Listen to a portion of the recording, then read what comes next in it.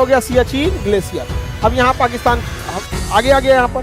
अब जब यहाँ पाकिस्तान आ गया 1984 पाकिस्तान यहाँ आ गया। अब हम लोग जाएं कैसे यहाँ पर, और यहाँ पे ठंड होता है -60°C, -60°।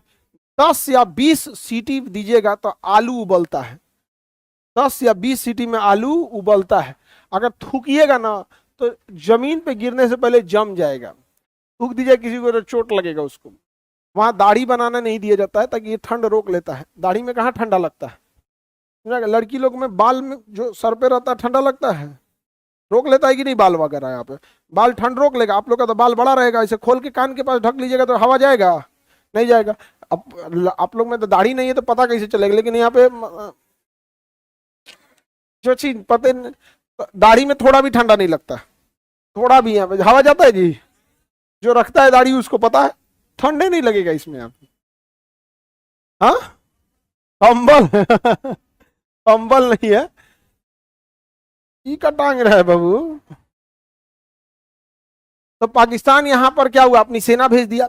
अब यहां लड़ने के लिए हमारे पास उतने ठंड वाले कपड़े नहीं थे क्योंकि हम दोनों में समझौता था। अब ये कपड़ा बनाता था नॉर्वे नाम का देश। कौन बनाता था? नॉर्वे नामक देश। अब नॉर्वे के पास हुआ कि भैया अब यहाँ पे तो पाकिस्तानियों को भगाना पड़ेगा, तो पता चला कि भाई ये कपड़े कौन देगा? नॉर्वे। तो भारत सरकार गई नॉर्वे में कपड़ों का सैंपल देखने के लिए कि कौन कपड़ा रहेगा, किस साइज का लेना पड़ेगा, कितना प्राइस रहेगा, नेगोशिएशन होगा। तो भारत सरकार नेगोशिएशन वगैरह सब कर और के जब फाइनल ऑर्डर देने गई तो नॉर्वे नामक देश कह रहा है कि अभी हम ये डिलीवरी नहीं दे पाएंगे, 2 साल बाद देंगे, हमारे पास बहुत ज्यादा ऑर्डर अभी पेंडिंग में है, पहले उनको क्लियर करेंगे। तो भारत ने पूछा कि किस देश से ज्यादा ऑर्डर है, तो कह रहा है पाकिस्तान से।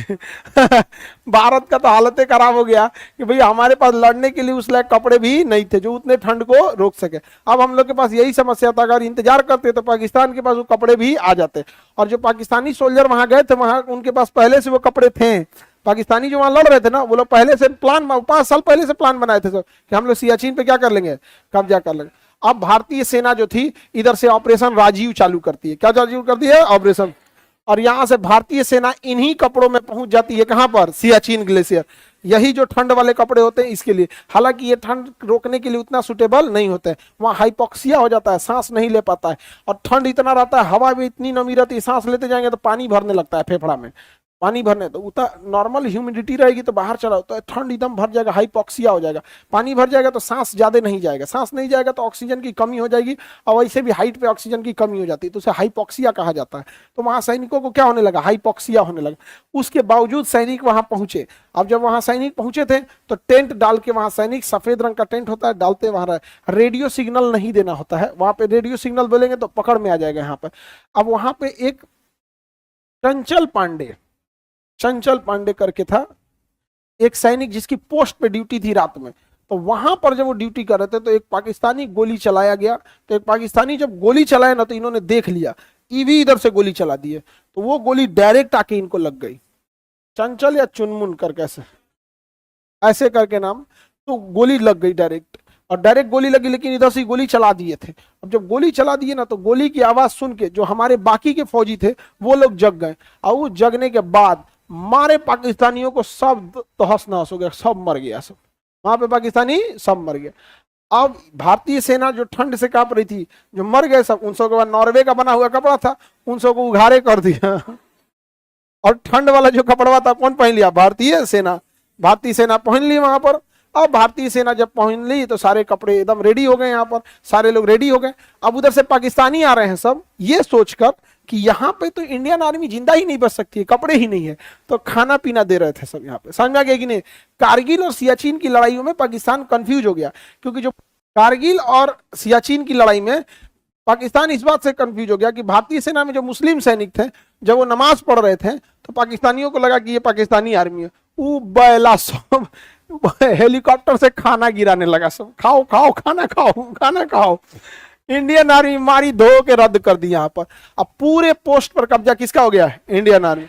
पाकिस्तानियों के पास हथियार था, वो पहले से पहुंचे थे, उनके पास नॉर्वे का बना हुआ कपड़ा था, इसके बावजूद सारे के सारे पाकिस्तानी मारे गए और हम लोग का एक जवान शहीद हुए थे। और वो भी शहीद होते होते अगर गोली नहीं चलाए रहते तो ये लोग सोए रहते, समझ में आ गया? थक के सोए हुए थे, एक आदमी संतरी की ड्यूटी लगी रहती, कभी भी पूरी फौज नहीं सोती है, बाहर ड्यूटी अगर नहीं चलाए रहते तो वो तो गोली दूर से चलाया था, उसकी आवाज आती नहीं, इनका लग जाता है यहाँ पे, अगर नहीं चलाए रहते तो सोए रहते लोग। तो सोचिए गोली लगने के बाद भी अपना काम करते गए, तड़तड़ा के मार दिए, यही 2-3 ठोक मार दिए हुए थे यहाँ पर। उसके बाद ये लोग जगे, फिर उसके बाद मार दिए, बाद में पता चला बाप तो बाप होता है ना नहीं समझ आ गया, मरा गया सब पाकिस्तान वाले वहां पर। यूएनओ वगैरह, अब देखिए उसको हम लोग को दिक्कत क्या है, पाकिस्तानी फौज से प्रॉब्लम नहीं है भाई, आतंकवाद क्यों भेज देते हो? जैसे ताज होटल में जो लोग मासूम गए थे, कोई दूसरे देश से आया था, कोई छोटा बच्चा था, मार दिया उसको, दिक्कत इससे है। ट्रेन में बम फोड़ दोगे, अमरनाथ यात्रा करने कोई जा रहा है उसको मार दो, वैष्णो देवी जा रहे हैं उनको मार देगा, कश्मीर में आके चौराहा पे तड़तड़ा के गोली चल जाएगा। भाई प्रॉब्लम इससे है, तुम्हें लड़ना है तो तुम लड़ो ना, कब मना किए हैं? ऐलाने जंग करो, आज का आज लड़ लो। समझ में आ गया कि नहीं आ गया? सियाचिन पे अभी इंडिया कब्जा है, किसका कब्जा है? इंडिया। अभी भी कपड़वा रखा हुआ है इंडियन आर्मी के म्यूजियम में समझ में आ गया कि नहीं आ गया? और उन सबको दफना दिया गया। इंडियन आर्मी जब भी पकड़ती है तो उन सबको दफनाती है इज्जत से, जबकि पाकिस्तान वाले ऐसा नहीं करते। हम लोग का सैनिकों को पकड़ते सर और काट के लेके चल जाते हैं, कभी कान काट लेगा, सर काट लेगा, सब बदतमीजी करते हैं सब लाश के साथ। वो सब ये गलत बात है पाकिस्तानियों को, क्या कीजिएगा? जब बकलोल बकलोल है सब, उन सबको आता क्या है बिरयानी बनाने?